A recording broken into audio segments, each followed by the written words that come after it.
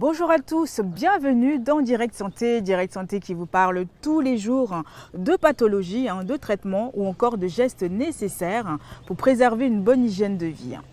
Ce matin, nous sommes ici au siège de la FETAF, la Fédération togolaise des associations des personnes handicapées, la FETAF qui a été créée en 90 en remplacement de l'Union nationale des personnes handicapées au Togo. Elle regroupe à ce jour une quarantaine d'associations pour les personnes handicapées réparties sur l'étendue du territoire togolais. Donc cette année, le thème porte sur la planification de leadership des personnes handicapées pour un avenir inclusif et durable. C'est ce thème-là qui a été promu par les Nations Unies à l'occasion de la Journée internationale des personnes handicapées. Sachez que depuis plusieurs décennies, les organisateurs, les défenseurs des droits des personnes handicapées œuvrent pour transformer les communautés, promouvoir également l'accès universel aux services de base et plaider en faveur d'une société inclusive. Donc ce matin, nous allons vous montrer le parcours de ces personnes qui ont su, malgré leur handicap, s'imposer dans la société. Restez avec nous.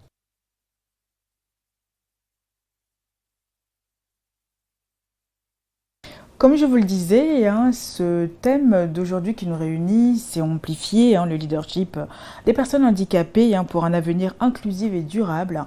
Je suis accompagnée de Monsieur Didier Nkepo, qui est directeur de la FETAF, qui va nous parler un petit peu du thème de cette année. Bonjour monsieur, comment allez-vous? Oui, bonjour ici, ça va bien. Très très bien, oui, plaisir de vous revoir. Le plaisir est partagé. Non, là, on est encore là cette année pour contribuer aussi à la sensibilisation parce que pour aussi montrer que ces personnes ne sont pas oubliées, n'est-ce pas? J'espère. Ah non, du tout, du tout, du tout. On va revenir un petit peu sur la présentation de la FETAF et ses objectifs, s'il vous plaît. Ok, très bien. Et donc la FETAF est une fédération, donc la Fédération togolaise des associations de personnes handicapées. Notre vision, on a une grande vision, un Togo où toutes les personnes handicapées jouissent pleinement de leurs droits. Alors, il y a le droit à l'éducation, le droit à la santé, le droit à l'emploi, le droit à la vie, tout type de droits reconnus à une personne doivent bénéficier, doivent être jouis par les personnes handicapées. Alors, de cette vision, notre objectif principal est de promouvoir les droits des personnes handicapées. Donc, les droits, j'en avais déjà parlé. Et les stratégies, c'est la sensibilisation et le plaidoyer. À travers la sensibilisation, nous attirons l'attention de la population, également des différents secteurs socio-professionnels, les journalistes que vous êtes, les enseignants, les magistrats, les agents, les policiers, etc., sur le droit des personnes handicapées. Parce que chacun, dans son domaine, il y a des démarches spécifiques pour l'inclusion des personnes handicapées ou bien pour permettre la jouissance des droits des personnes handicapées. En tant que fédération, nous sommes composés d'une quarantaine d'associations membres, c'est-à-dire formellement membres, mais on a plus de 30 associations qui sont associées, c'est-à-dire qui ne sont pas encore membres, mais avec qui nous travaillons. Voilà à peu près, et peut-être pour vous dire, aujourd'hui, le Togo compte 10,73% de personnes handicapées. Et donc, nous travaillons justement pour la promotion des droits de toute cette population. Les avancées, je peux dire que c'est positif. C'est positif parce qu'il y a 10 ans, quand même, l'approche ou l'appréciation que les gens ont de la personne handicapée a changé. Mais le combat continue. Et l'État togolais a ratifié en 2011 la Convention relative aux droits des personnes handicapées, ce qui est formidable. En mars 2023, l'État togolais s'est prêté à l'exercice de l'évaluation du Comité des droits des personnes handicapées sur la mise en œuvre de cette convention-là. Donc l'État togolais a produit son rapport de mise en œuvre de la convention et a été écouté à Genève par le Comité des droits des personnes handicapées. Et ensuite, il y a eu des recommandations que l'État a reçues. Déjà, juste le fait de s'être prêté à cet exercice, ça veut dire que l'État togolais, quand même, veut faire des efforts pour promouvoir les droits des personnes handicapées. Mais il y a des priorités qui restent, notamment la loi de protection sociale des personnes handicapées, qui doit être révisée parce qu'à la ratification de la Convention, cette loi doit être arrimée à la Convention. La Convention. Et comment, selon vous, comment mieux intégrer ces personnes handicapées dans la société? Oui, pour mieux intégrer ces personnes handicapées dans la société, d'abord, il faut les connaître leurs préoccupations. Alors, la définition d'une personne handicapée doit être claire. Et une personne handicapée, peut-être je profite en même temps, est une personne qui présente des incapacités physiques sensorielles durables. Mais ça, déjà, c'est des facteurs liés à sa personne. Ce n'est pas encore une personne handicapée. Mais lorsque ces facteurs personnels entrent en interaction avec les obstacles de la société, les obstacles peuvent être physiques, les barrières au niveau des bâtiments, mais les obstacles peuvent être comportementaux, c'est-à-dire le regard sur ces personnes. Alors, si ces obstacles entrent en interaction avec leurs particularités, leurs facteurs personnels, ces personnes-là n'arrivent pas à participer à la société sur la base de l'égalité avec les autres. C'est en ce moment que le handicap s'installe. Et donc, une fois qu'on le sait, on doit savoir sur quelles barrières agir pour que la personne handicapée participe. Et justement, le thème de cette année, est focalisé sur le leadership. Faire en sorte que les personnes handicapées soient leaders. C'est justement faire sauter la barrière du regard. Alors, si on considère une personne handicapée comme étant acteur, pouvant être leader, on lui donne justement cette capacité, ce pouvoir-là. On reconnaît en cette personne qu'elle peut faire bouger les choses. Donner aussi la force d'y arriver, quoi. Exactement.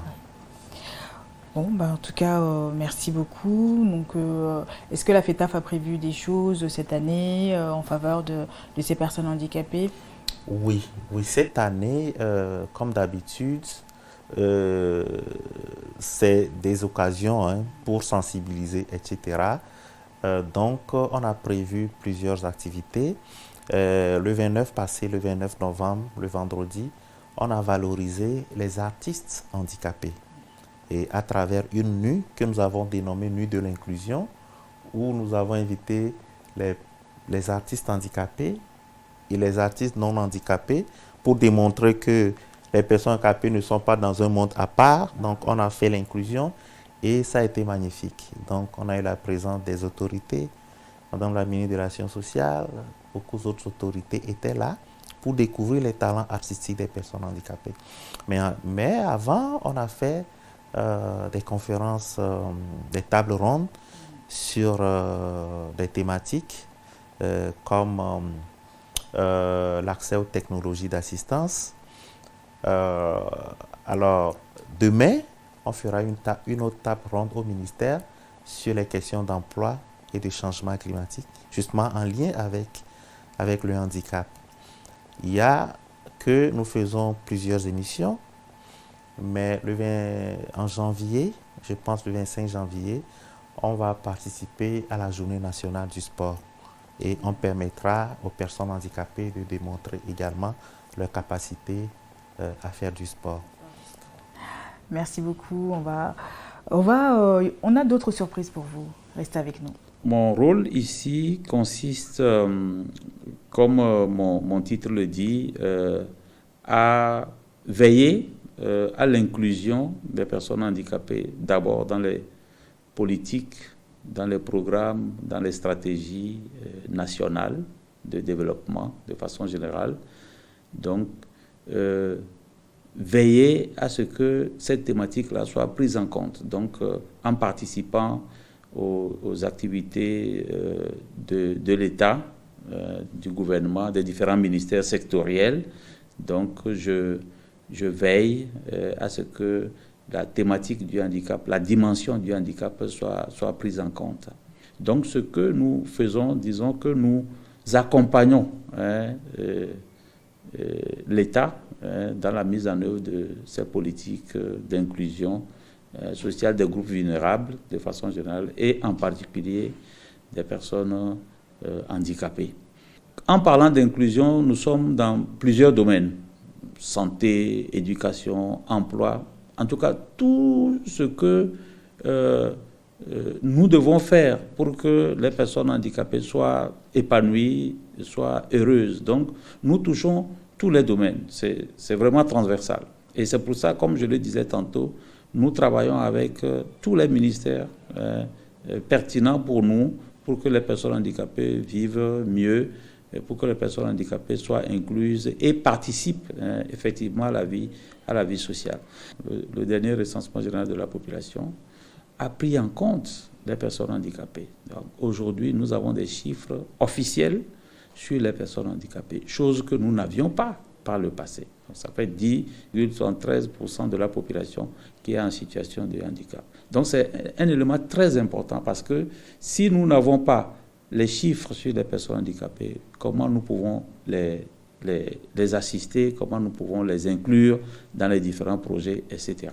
Oui, nous avons toujours des défis, notamment des défis liés au texte de loi, parce que nous avons une loi, la loi de protection sociale des personnes handicapées, qui date de 2004. Donc c'est une loi qui n'est plus actuelle aujourd'hui, parce que entre 2004 et depuis 2004 jusqu'à aujourd'hui, il y a eu beaucoup de choses, notamment la Convention relative aux droits des personnes handicapées qui a été ratifiée par le Togo le 1er mars 2011.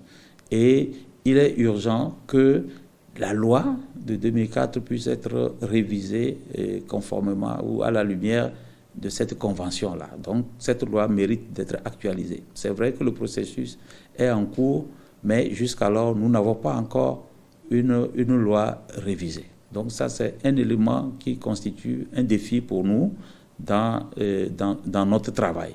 L'autre défi aussi, toujours concernant la loi, c'est le Code du travail. Donc, le Code du travail révisé a prévu un texte d'application, en tout cas un décret d'application concernant les personnes handicapées. C'est vrai, ce Code de travail a eu beaucoup d'avancées parce qu'il prend en compte les personnes handicapées. Maintenant, il faudrait qu'on aille au-delà, qu'on prenne des textes, que des textes d'application soient pris par rapport aux personnes handicapées. Comme ça, on s'assure que par rapport au travail, par rapport à l'insertion professionnelle, des actions seront mises en œuvre en faveur des personnes handicapées.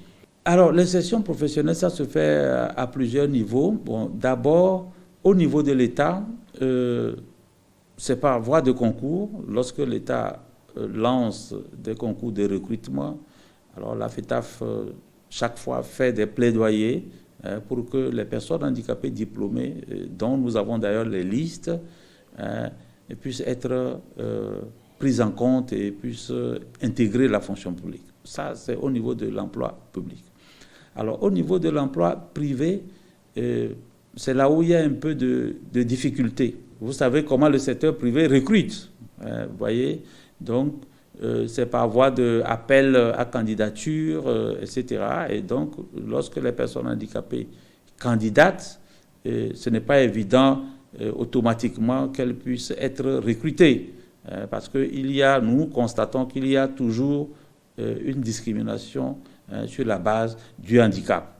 Donc, ce qui fait que nous devons beaucoup travailler sur le secteur privé pour que le secteur privé recrute davantage de personnes handicapées. Parce que c'est le secteur privé qui est le plus pourvoyeur d'emplois. Est-ce qu'il faut mettre sur son CV son statut de handicap? Bon, je dirais oui et non. Oui, dans la mesure où si l'entreprise qui veut recruter est ouverte à ce que les personnes handicapées puissent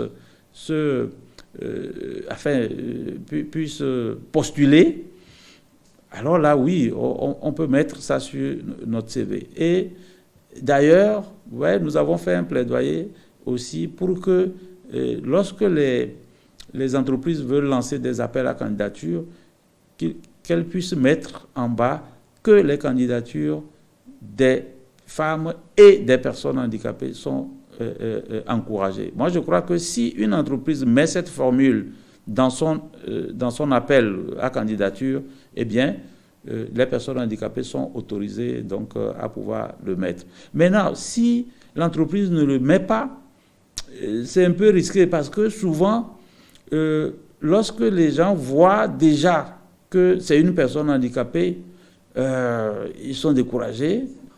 Et voilà, ils disent, une personne handicapée, c'est difficile à gérer. Et comment je vais gérer cette personne-là si jamais elle était recrutée? Et ce qui n'est pas normal. Ce qui n'est pas normal parce que, en principe, lorsque vous recrutez une personne handicapée, vous devez aussi l'aider, vous devez lui apporter tout ce dont elle a besoin pour faire son travail. Et donc, les entreprises ont peur plutôt de ça et rechignent donc à accepter les personnes handicapées. Je ne dis pas que c'est toutes les entreprises, mais la plupart des entreprises n'arrivent pas à recruter les personnes handicapées parce que elles pensent que les personnes handicapées sont plus chères que les personnes non handicapées, ce qui n'est pas vraiment une bonne chose. C'est pour ça que nous continuons de travailler, surtout avec le secteur privé, pour les sensibiliser et leur faire comprendre que l'emploi, c'est un droit pour tout le monde. C'est un droit pour la personne qui n'est pas handicapée, mais c'est aussi un droit pour la personne qui est handicapée, pourvu que celle-ci ait les potentialités, ait les capacités, les compétences nécessaires pour faire le travail. Je ne crois pas qu'on devrait la discriminer sur la base de son handicap. Donc, ce qui n'est pas une bonne chose, parce que le Togo, justement, a ratifié la Convention relative aux droits des personnes handicapées qui refuse justement que les personnes handicapées soient discriminées. L'autre chose que je voudrais dire aussi est que les personnes handicapées, dans leur grande majorité, travaillent dans l'artisanat et elles veulent être aussi à leur propre... comme on le dit, elles veulent être à leur propre compte. Et donc, nous travaillons aussi dans le domaine de l'entrepreneuriat. Donc, nous les formons en entrepreneuriat et après, nous les accompagnons pour qu'ils développent leur plan d'affaires, leur business plan. Et d'ailleurs, avec nos partenaires, notamment l'USAID, nous les accompagnons même financièrement pour qu'elles puissent s'établir après avoir élaboré leur plan d'affaires. Et ça donne quand même de bons résultats. Et ceux qui sont dans l'artisanat également, nous les accompagnons, nous les appuyons avec les équipements, d'accord, parce que elles apprennent les métiers, mais elles n'arrivent pas à s'installer. Donc, nous achetons les équipements pour elles, et puis elles s'installent. Et c'est pour ça que nous faisons le plaidoyer pour que l'État puisse créer un fonds pour appuyer l'insertion, la formation professionnelle des personnes handicapées dans notre pays. Merci beaucoup, monsieur Anaël. Je vous remercie.